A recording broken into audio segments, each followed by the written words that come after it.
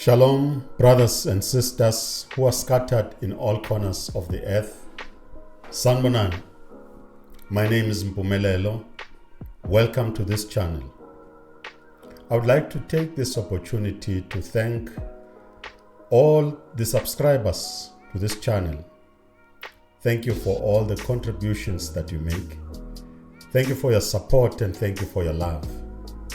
If you are new to this channel, please consider to subscribe, hit the notification bell, like this video, and share it with your friends and family. So, what are we looking at today? Today we are looking at an end-time prophecy that impacts directly on you and I in the present day. It impacts on us. We may or may not be aware of this prophecy. This prophecy is found in the book of Isaiah. So let me read the title of this video. The title of this video is In the End Times, Ephraim. Now, who is Ephraim? Ephraim is the Bantu in the continent, largely here in the continent. Ephraim, Bantu, Israel shall not envy Judah. Who is Judah? Judah is the children of Israel, the house of Israel, or the house of Judah in the diaspora. Judah was taken into captivity as slaves. And the northern kingdom largely stayed behind, remained behind. And so you have the two houses here. One house is in the diaspora, the house of Judah, or the house of Yehuda. The other house, the house of Ephraim, the northern kingdom, or the house that was known as the northern kingdom, remained largely in the continent. And it is all over in the continent. So, this end-time prophecy is found in the book of Isaiah. It's in Isaiah or Yeshayahu chapter 11, verse 13. And it reads as follows. Also, which tells you it's a continuation from other verses. Also the envy of Ephraim shall depart, and the adversaries of Judah, Yehuda, shall be cut off. Ephraim shall not envy Judah, and Judah shall not harass Ephraim. So in the end times, the envy of Ephraim shall depart, and the adversaries of Yehuda shall be cut off. So relations between the two houses shall be normalized. This we find in the book of Ezekiel. The two houses shall be put together. They shall be under one king.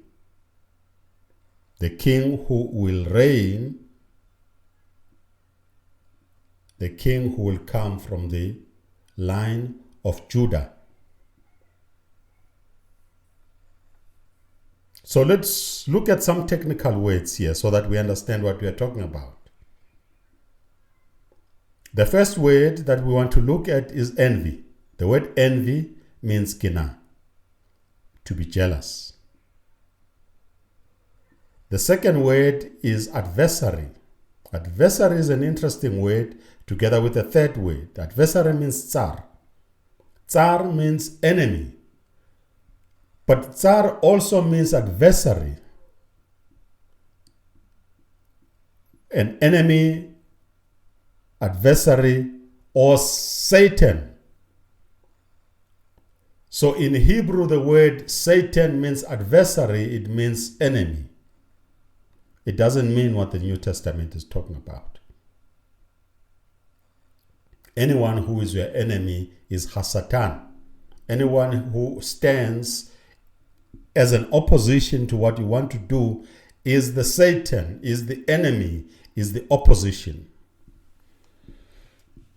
Satan has no power over the kingdom of Yahuwah. It doesn't stand a chance. If I'm your enemy, I'm not the enemy of Yahuwah. I'm not opposing his kingdom.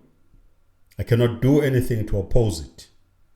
I don't know what the New Testament is teaching. Because Satan is an enemy. And it can be any enemy. And I have discussed this in other, or am I mistaken? There's a video where I talked about Satan. We might have to revisit that video. So, let's look at the other word. The third word, tsarar. Tsarar also has the same root word as tsar. It means to show hostility toward. Now, having understood these words that play out in this verse, let's read it again. Also, the envy or the jealousy of Ephraim shall depart. This will be in the end times. And the adversaries, the enemies of Judah, Yehuda, the Satan, shall be cut off.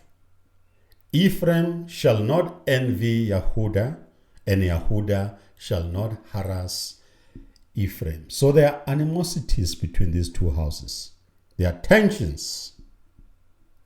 Now, is there something that can be done about these tensions? Later on, we will look at whether or not a prophecy can be averted or circumvented. You know, when you know the sickness that is in your family, you can do something about it to change your situation and the situation that may affect your children and your children's children. So you can change the course if you know that your family is sick. If you know that there are pedophiles in your family. If you know that there are drugs or alcohol abuse or all forms of wickedness, once you become aware, you can be healed and you can change the course. And this is what we are talking about here. Once we are aware that these two houses have been separated and there were issues that caused these two houses to be separated, when we meet today, we should be aware. Our awareness must be heightened so that we normalize the tensions that exist between us. This is something that happened years ago, but it is still at play today. So, what does this prophecy translate to today? Where does the hostility between Ephraim and Judah come from? Now you might argue and say this thing happened a long time ago. It is affecting us today. Otherwise, there will not be so much social media content about how Judah is treated when they are here in the continent.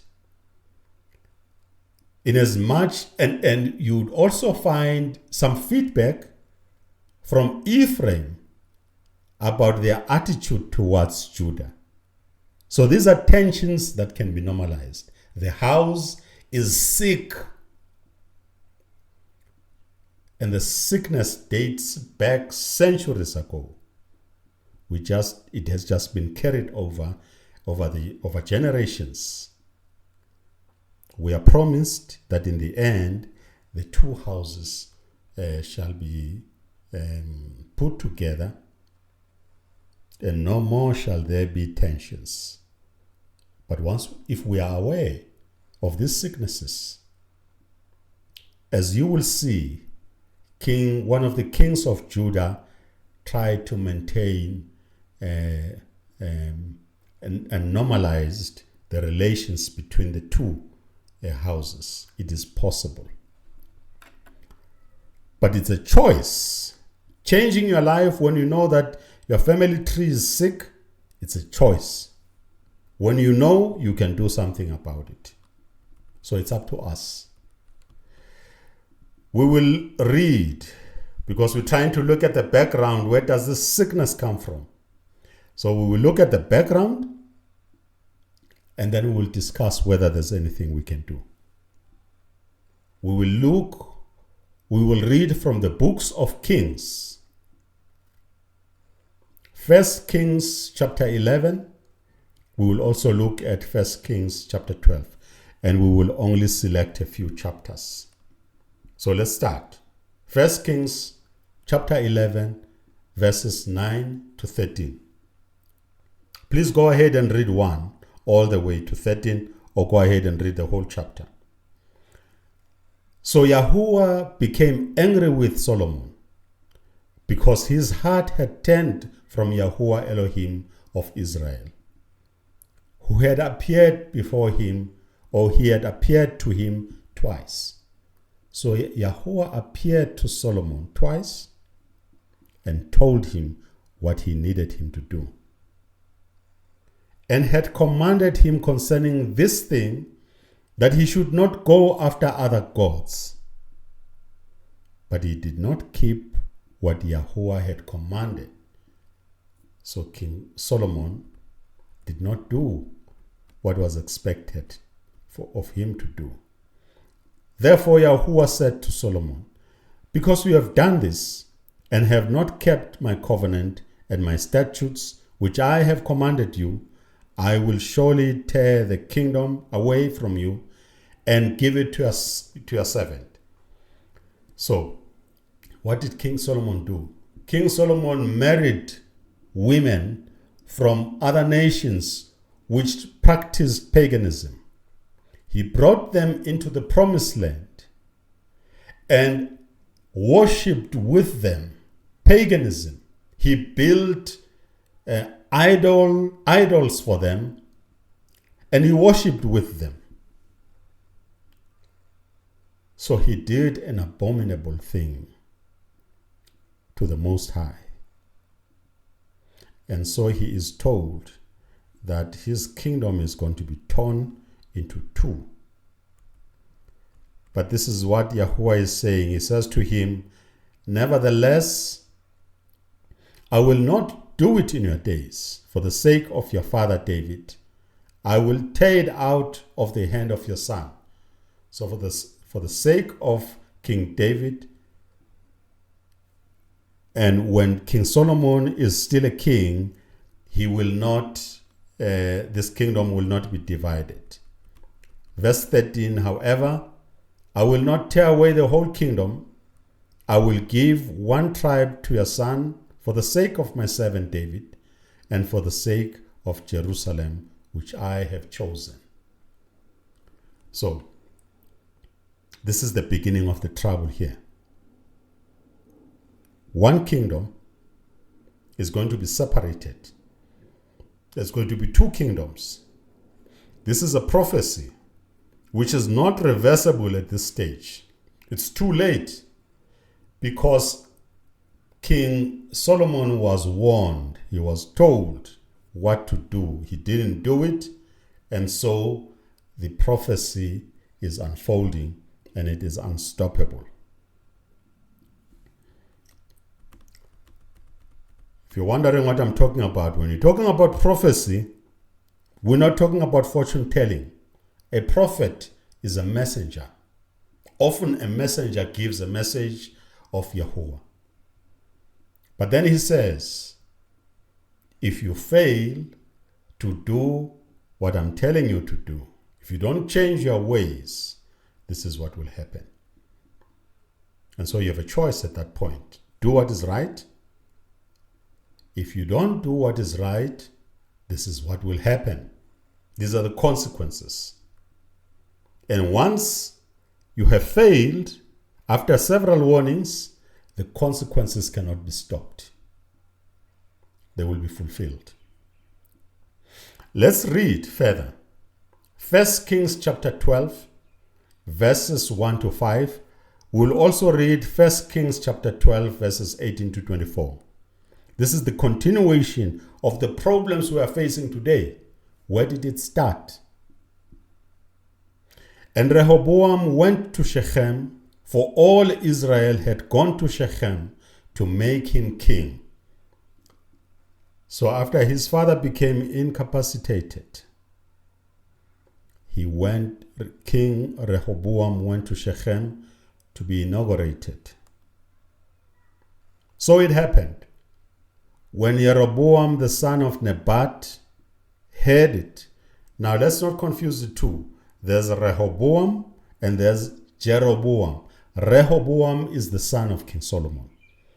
Jeroboam is the servant that the Most High said to King Solomon, I will give your kingdom to your servant. That's in chapter 11. 1 Kings chapter 11. So it happened when Jeroboam the son of Nebat heard it, he was still in Egypt, for he had fled from the presence of King Solomon and had taken dwelling in Egypt. That they sent and called him. Then Jeroboam and the whole assembly of Israel came and spoke to Rehoboam, saying, Your father made our yoke heavy. Now therefore lighten the burdensome service of your father and his heavy yoke which he put on us, and we will serve you.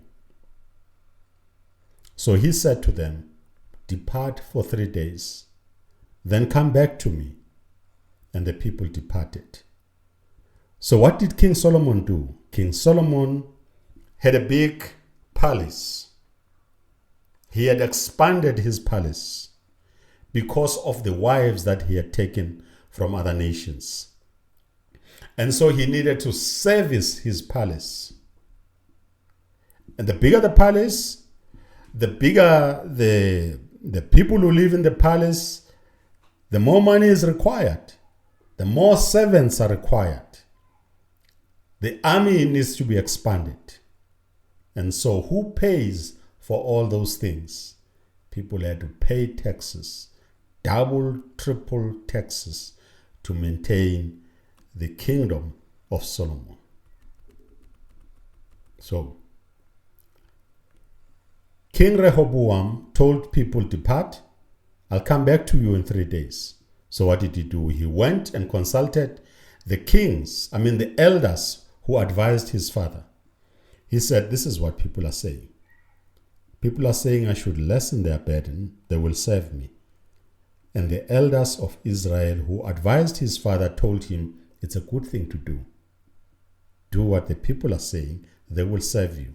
He said, okay, I will seek for a second opinion. He went to his friends who grew up with him, and his friends said, tighten the screws. Tighten the screws. Double their burdens. And so he went back to them and told them that, look, I'm not going to ease your burdens here. I'm going to tighten them. And people were very unhappy with it, and they left. So let's pick up the story in 1 Kings 12, verses 18 to 24. Then King Rehoboam sent Adoram.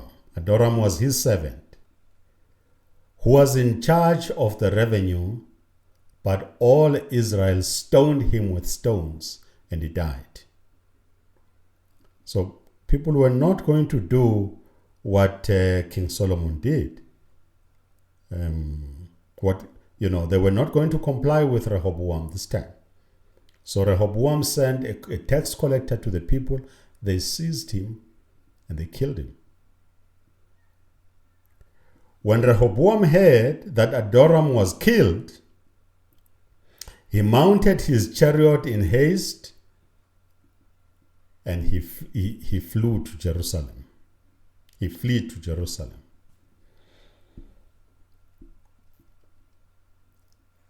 So Israel, Ephraim or Bantu, has been in rebellion against the house of David or Yehuda to this day.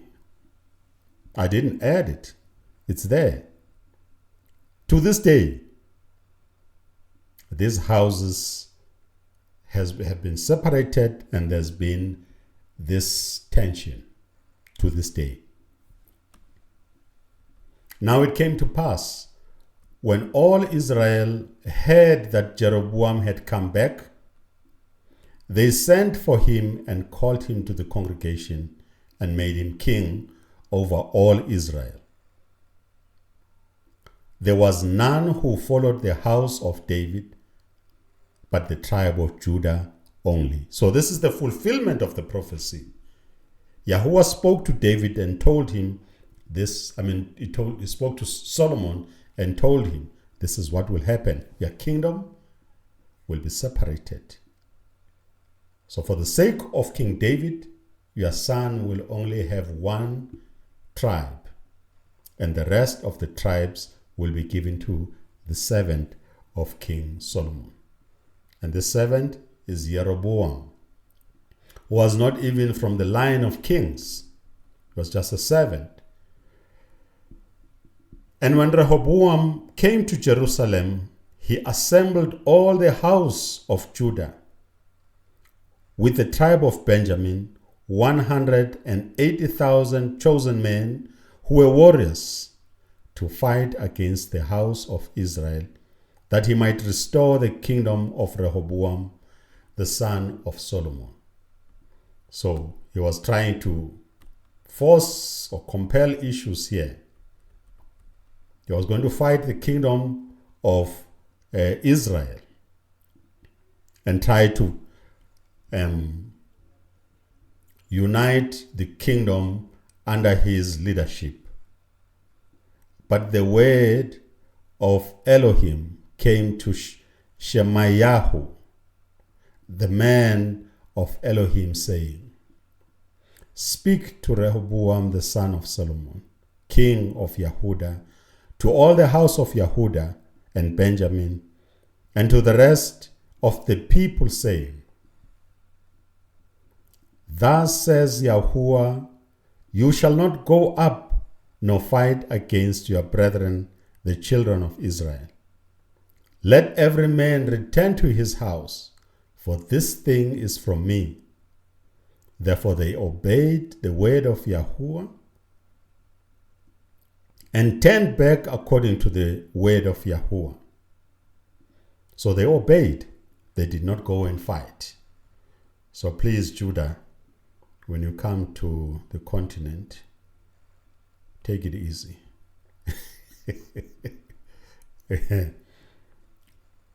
Second Chronicles. Let us pick up another story here in Second Chronicles.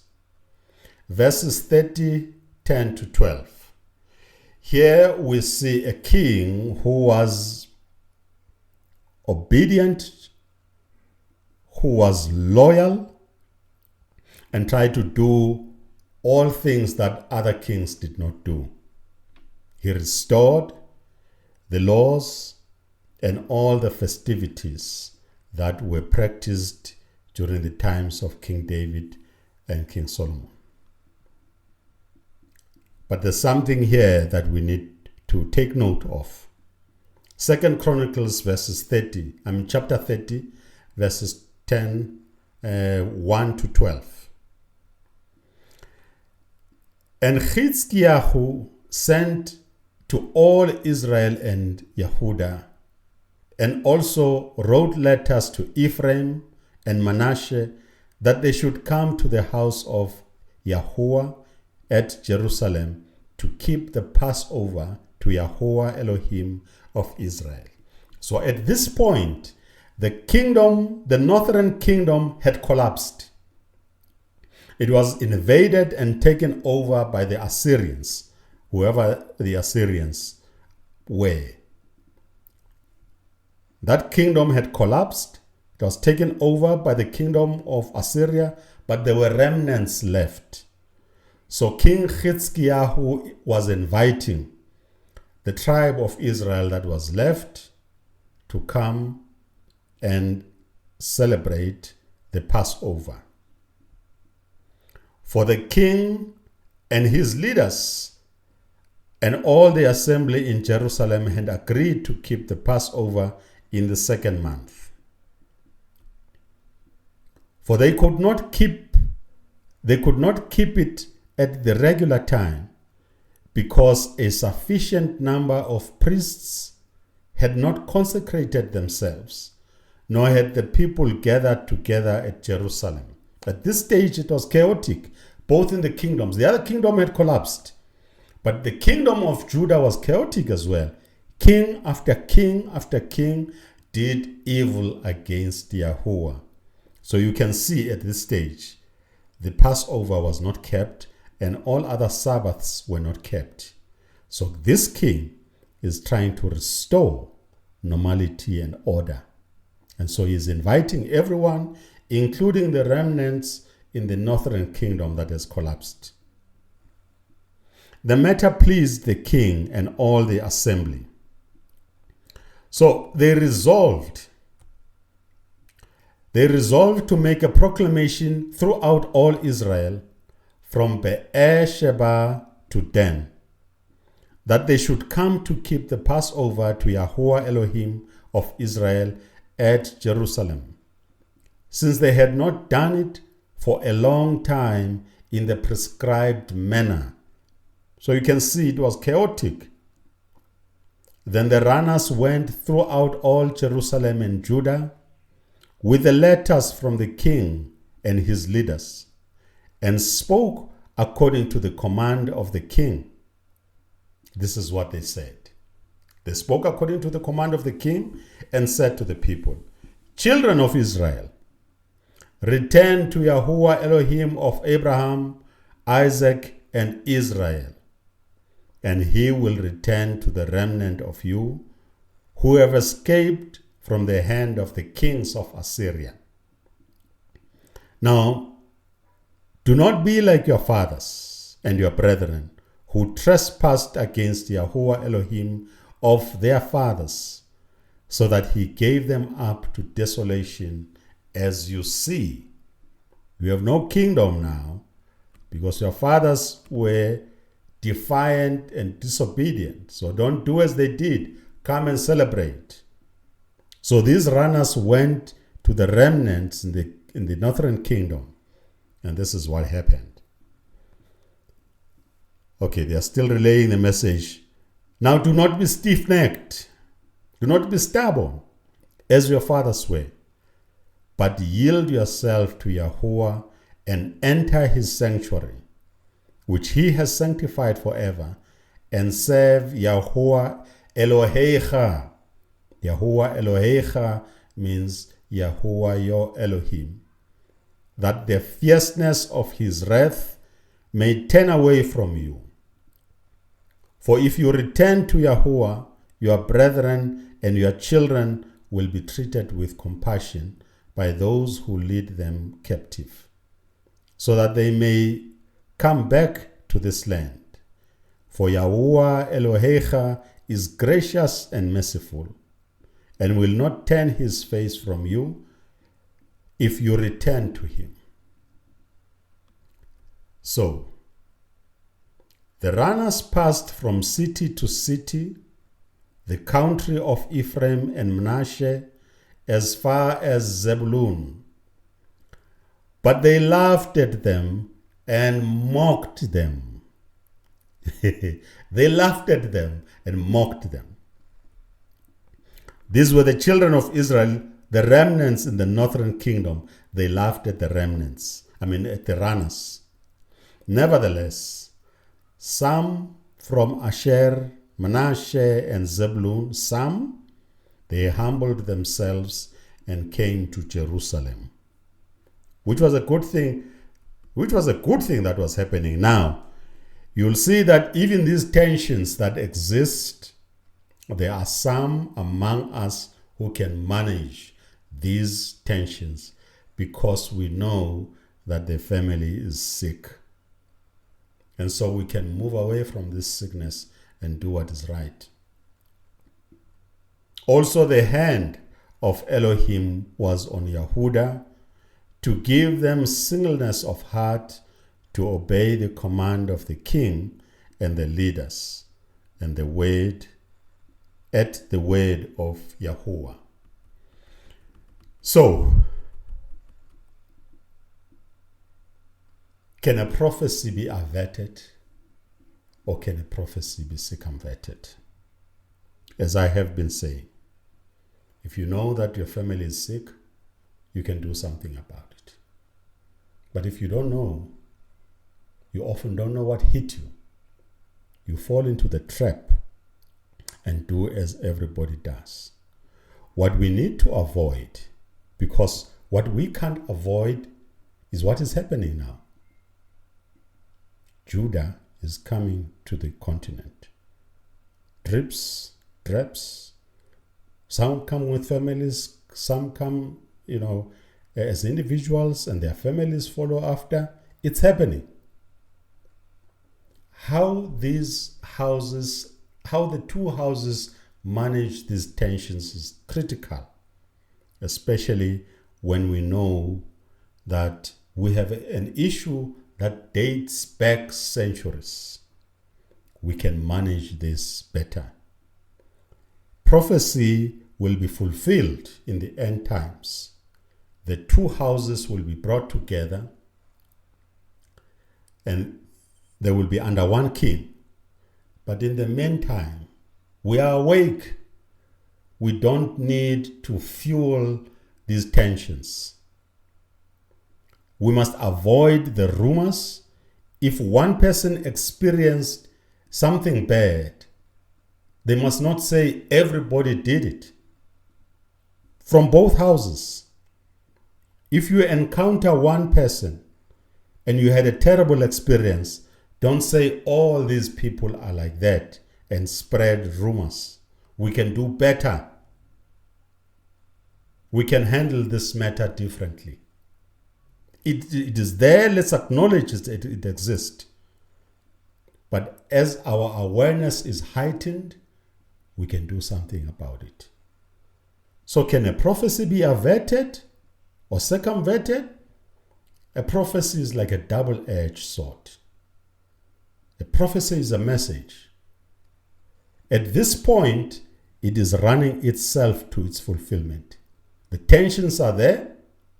Only in the end times, the two houses will be brought together as one. There will no more be the house of Yehuda and the house of Ephraim in the end times. But right now, the situation is that we have the two houses and we have the diaspora coming and we can manage these things. So we can do something because we know the house is sick. Finally, this is what I will leave with you to think about. And this is for our generations and all those who will come after us. This is something we never did. But now that our consciousness, we are awake, we need to teach our children so that if these prophecies are not fulfilled in our times, they will be fulfilled in their times. So whatever problems we're encountering now, they can manage them better. This is what Moses said to the children of Israel in Deuteronomy 30, verse 19. I call heaven and earth as witnesses today against you, that I have set before you life and death, blessing and cursing. Therefore, choose life, that both you and your descendants may live. We can do better. We can make better choices for the sake of our children and our children's children. We don't know when this prophecy is going to be fulfilled. It can be 2 years from now. It can be 20 years from now. It can be 100 years from now. But the damage that can be caused in the meantime can be huge unless we manage these tensions. Let us be responsible with the things we say with our mouths so that we don't create unnecessary problems. Tell me what you think about this presentation. Tell me what you think about your experiences. And let's have suggestions about what can be done. We can do something about it. Thank you very much for your attention. I appreciate it, especially if you stayed until the end of this presentation. Asante sana, ngiyabonga. Until next time. Hallelujah. Hallelujah. Hallelujah. Hallelujah.